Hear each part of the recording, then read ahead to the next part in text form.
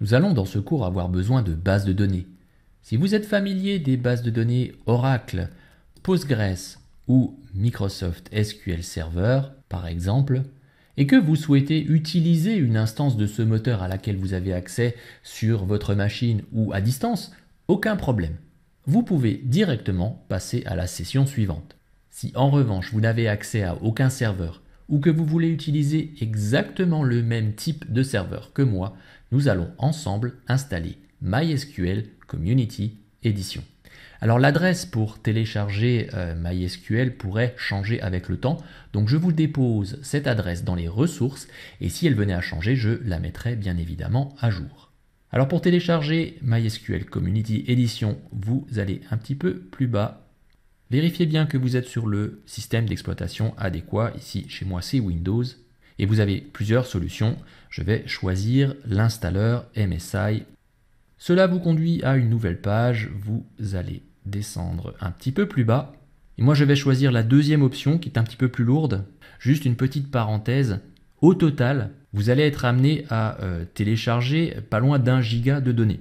Donc vérifiez bien avant tout que vous avez cet espace disponible sur votre ordinateur. Voilà, je clique sur Download. Alors là, on va vous inviter très fortement à créer un compte Oracle. Alors, vous pouvez tout à fait sauter cette étape ici en cliquant No thanks, just start my download. Voilà.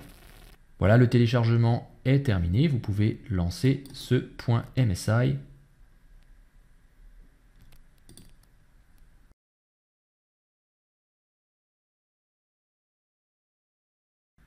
Acceptez bien évidemment les termes de licence, Next. Et là, moi, je ne vais pas tout installer sur ma machine, je vais seulement installer ce qui m'intéresse. Je vais choisir Custom, Next. J'ai besoin du serveur lui-même, alors vous pouvez ouvrir cette branche MySQL Servers et choisir ici la dernière option, cliquez sur la flèche verte.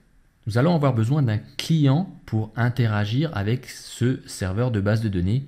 Alors vous pourriez dans Applications choisir MySQL Workbench, c'est un client assez évolué. Et moi personnellement je vais choisir une autre option que je vais vous montrer dans la session qui suit. Je vais utiliser un outil tiers qui est compatible avec tous les moteurs de base de données, c'est dbeaver. Alors il y en a d'autres, mais j'ai choisi dbeaver, vous verrez ça tout à l'heure. Par contre je vais tout de même installer le client shell, la ligne de commande, voilà. Je vous invite également à choisir dans la branche MySQL Connectors le connector J qui se trouve ici, connector J. Alors c'est ce qu'on appelle un driver JDBC et je vous expliquerai bien évidemment dans le cours de quoi il s'agit. Et grâce à ce driver, nos applications Java vont pouvoir exploiter une base de données MySQL. Alors on ne va pas forcément utiliser ce driver là en particulier. Vous allez voir qu'on va demander à Maven de télécharger un driver en ligne. Mais bénéficier de ce driver dès maintenant nous sera très utile lorsque nous allons installer notre client dbeaver. Voilà, je fais un Next et un Execute.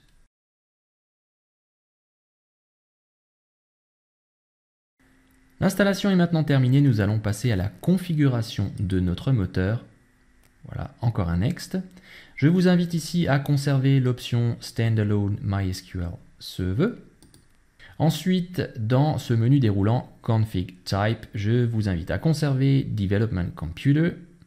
On vous propose de faire tourner MySQL par défaut sur le port 3306. Je vais conserver cette option et je fais un Next. On vous dit ensuite qu'il y a deux méthodes d'authentification pour accéder au serveur MySQL.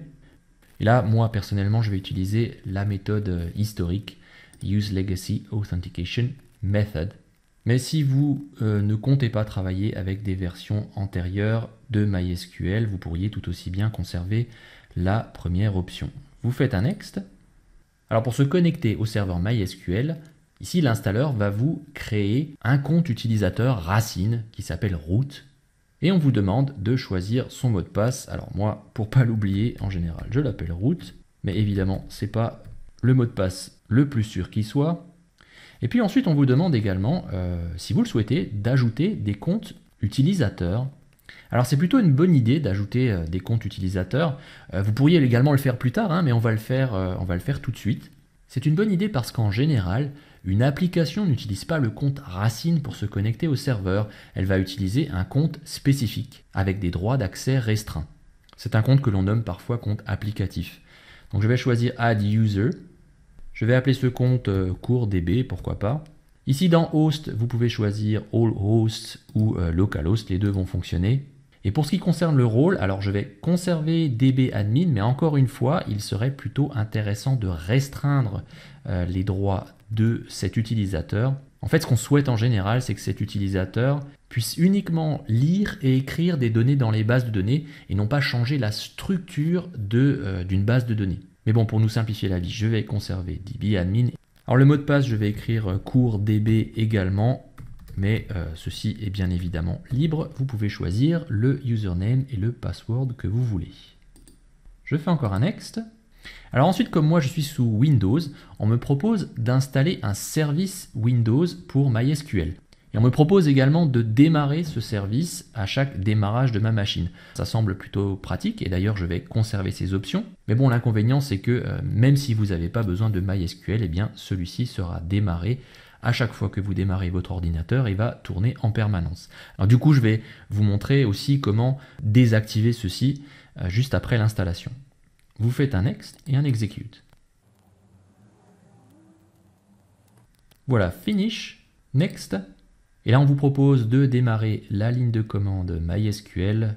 On ne va pas en avoir besoin tout de suite. Je décoche l'option et je fais un finish. Alors là, le moteur de base de données MySQL est installé sur ma machine et est démarré. Il est sous forme de service Windows et si je veux accéder à ce service, eh bien je peux par exemple ici taper services.msc et je devrais avoir un service un petit peu plus bas qui s'appelle MySQL 8.0, le voici. Il est en cours d'exécution et il est en démarrage automatique. Alors si vous voulez modifier ceci, vous pouvez faire un clic droit propriété. Vous pouvez donc changer le type de démarrage en démarrage manuel. Et vous pouvez ici arrêter, redémarrer le serveur comme bon vous semble. Alors je vais fermer cette console. Alors l'objectif de ce cours, c'est de faire interagir une application Java avec une base de données MySQL. Maintenant, votre application n'a pas vocation à créer la structure d'une base de données. Pour ce faire, on va utiliser un client de base de données. Alors j'aurais pu utiliser la ligne de commande, MySQL. J'aurais pu aussi installer MySQL Workbench, par exemple. Moi, je vais utiliser un client plus générique qui s'appelle dbeaver. Et on va voir dans la session qui suit comment installer cet outil.